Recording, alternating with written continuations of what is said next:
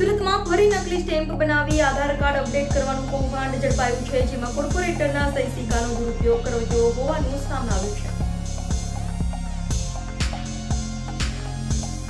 સિંગણપુર ડભોલી વિસ્તારમાં નકલી સ્ટેમ્પ બનાવી આધાર કાર્ડ અપડેટ કરવાનું કૌભાંડ ઝડપાયું છે. આધાર કાર્ડમાં એડ્રેસ બદલવા અપડેટ કરવા માટે કોર્પોરેટર નકલી સહી સિક્કા બનાવી કૌભાંડ આચરતું હતું.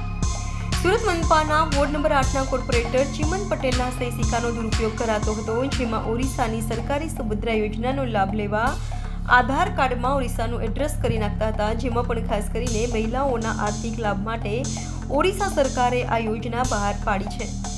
આરોપી હિમાંશુ કુશવા દ્વારા કૌભાંડ આચરાતું હોય, જેને પોલીસે ધરપકડ કરી તેની પાસેથી લેપટોપ, કોર્પોરેટરના બોગસ સ્ટેમ્પ, આધાર કાર્ડ સાથે અન્ય વસ્તુઓ પણ કબજે કરાઈ હતી.